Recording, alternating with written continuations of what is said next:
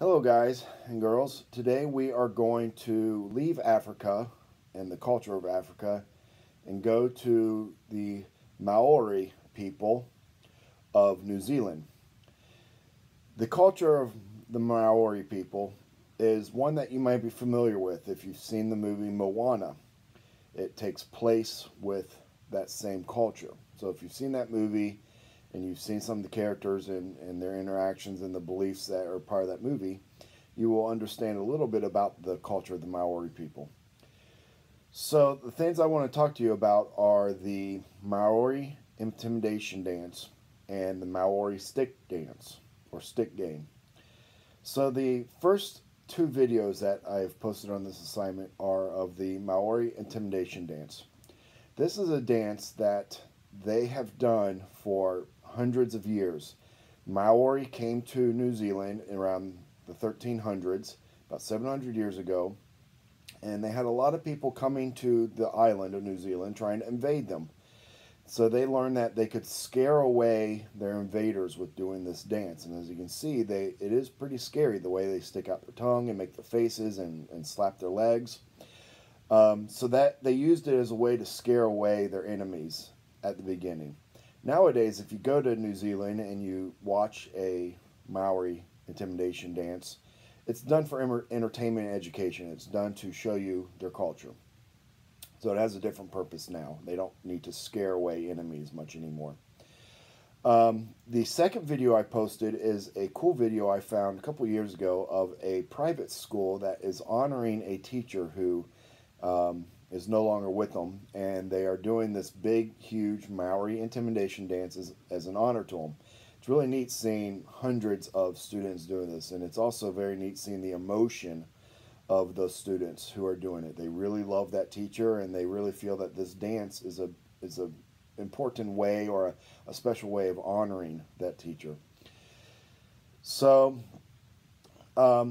we have some of that sort of stuff in American culture. I wanted to point that out because I always want to kind of connect what we're learning in other cultures to our cultures. And so there are things that happen in America that we use as intimidation to scare away people we don't want to be friendly with. Ones I can think of is when someone gets you mad, you oftentimes will puff up your chest or put your arms in sort of a fighting position, or your face changes expression to show that you mean business. Don't mess with me. You see that a lot with youth and sometimes with adult too. But also if you think about fighting, like boxing and street fighting, if you see that on TV, you'll always see that the two fighters always come face to face and make faces or say things or do things to try to scare each other away. You see it in athletic sports. You see them kind of grunging it out in football and basketball, trying to scare away their opponents.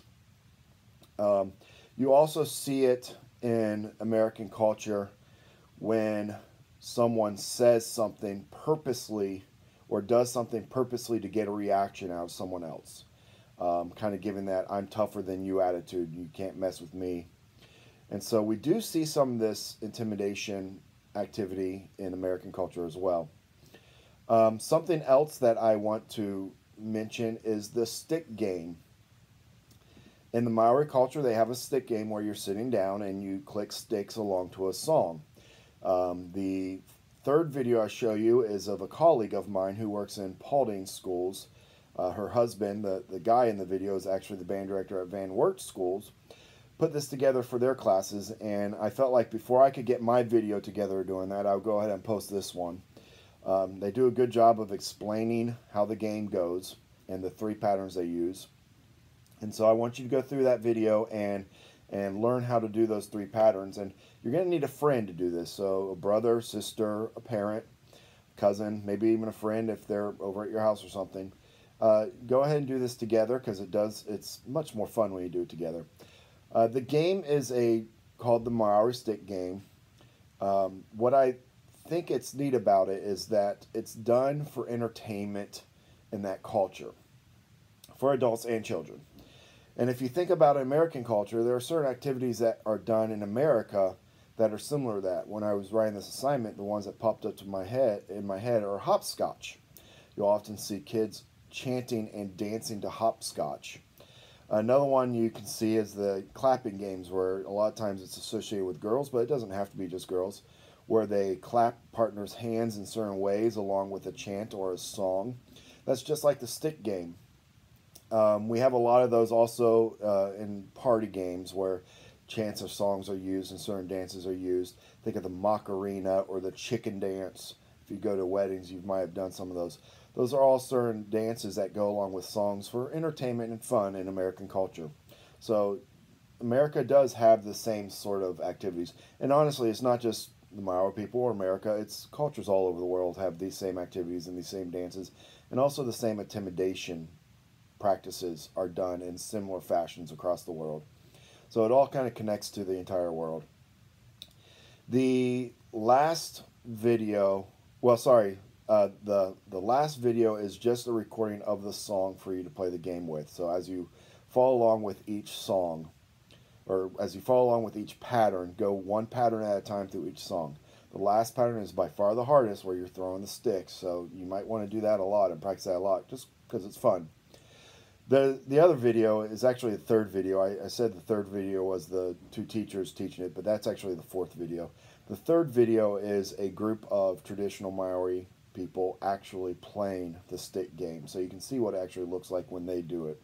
It's very neat. It's very impressive. They do a lot more patterns and they make it a lot more harder. If you notice, they're throwing it from like 4 feet away and catching it perfectly. So that ends my portion of this video. I hope you got some understanding. Don't forget the quiz at the end. Some of the questions come from what I just talked about. Have a good week and see you next week. Bye-bye.